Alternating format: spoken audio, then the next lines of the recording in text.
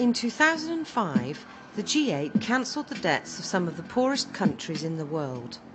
We were led to believe, after all the Live Aid concerts and media coverage, that debt forgiveness was a benevolent act and a great step forward in the fight against poverty. But was it? We visited Ghana in West Africa to find out what debt relief really meant for people on the receiving end.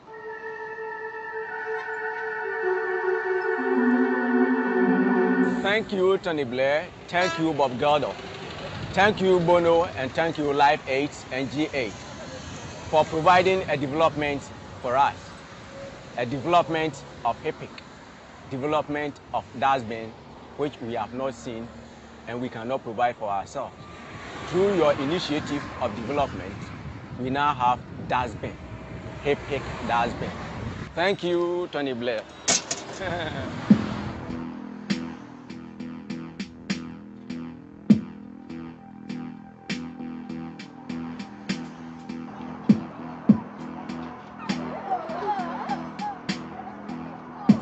What has the G8 done?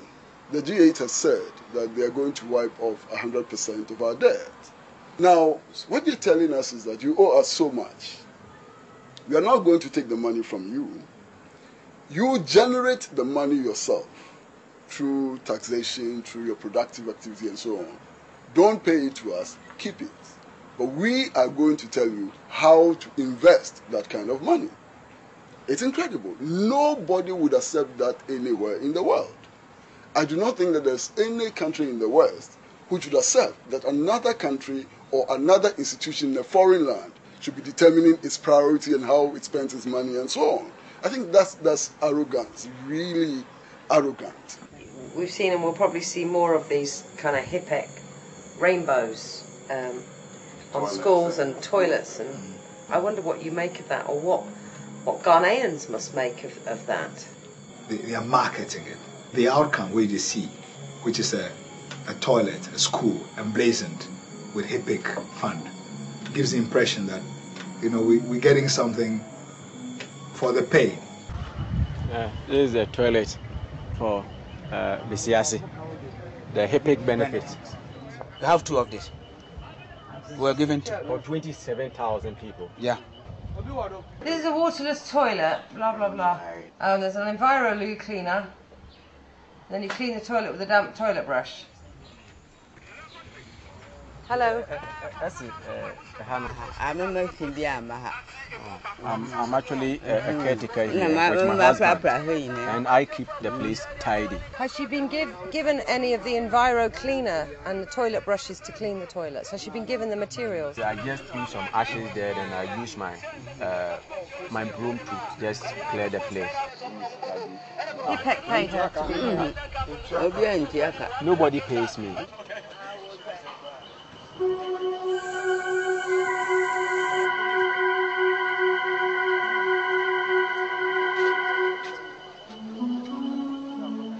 were building schools before HIPIC.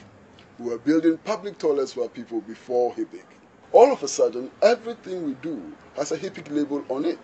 There's certain pretension, and that pretension runs throughout, that other people know our problems better than we do, and I find that really repugnant, really extremely repugnant. The international financial institutions had so much influence in whatever was finally accepted as the development agenda for the country.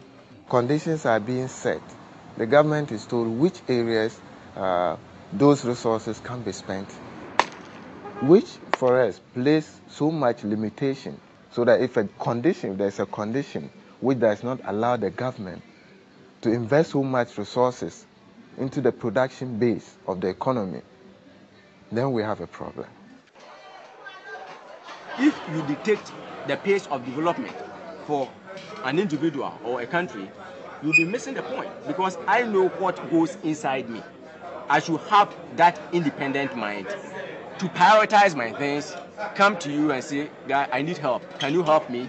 If you can, you say, "Okay, I can help you." If you can't, just leave me. But to say, "Okay, I'll help you," but then you have to fulfill A, B, C, D, and D, it ceases to become more or less like a help or aid. then it becomes an idea of enforcement and surveillance, because then you are going to monitor me to see whether I'm actually doing what you want. If you cannot develop agriculture, then even your capacity to create jobs, which generates incomes, is lost. Okay, so are we getting this?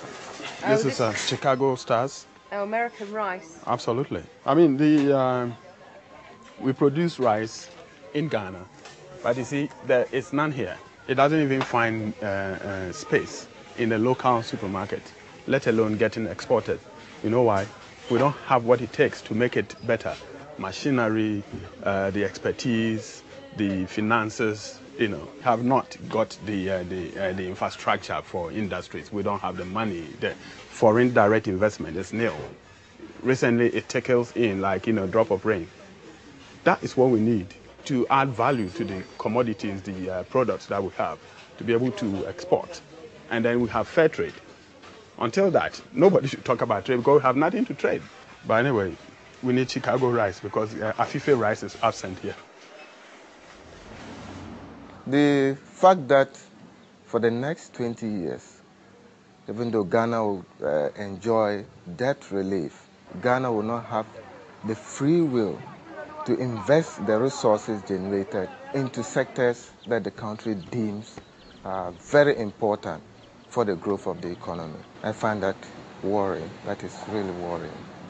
I mean, with the poverty reduction strategy, what are we doing? Advancing small credit to women to do batik, to do soap production and so on. That would not take them out of poverty. They cannot earn enough to look after themselves when they fall sick and so on. So it's a whole facade. We have some of the Vaselines that we have done. We have the raw Vaseline here, which we use to do the Vaseline. This is the raw Vaseline. They take it here on credit and commission base. They go sell, then they bring the money to us. But I will say that this is not enough. Just look at this pot and this pot. For about 10 people started it. But because we also do not have much funding, that was why we started like this. The concept of poverty reduction assumes that a certain level of poverty is tolerable. It's okay, yeah. And therefore, if you can reduce it to that level, then people are going to be comfortable with poverty. I don't think that any level of poverty is acceptable. Poverty cannot be alleviated sustainably unless there is economic growth. Now we are looking at poverty as it was a thing unto itself. Poverty is a consequence, an important factor, but a consequence. If you don't solve the problem of growth and development, you will not solve the poverty problem. What we need now is growth. Let us send them our proposal and define the kind of development that we want.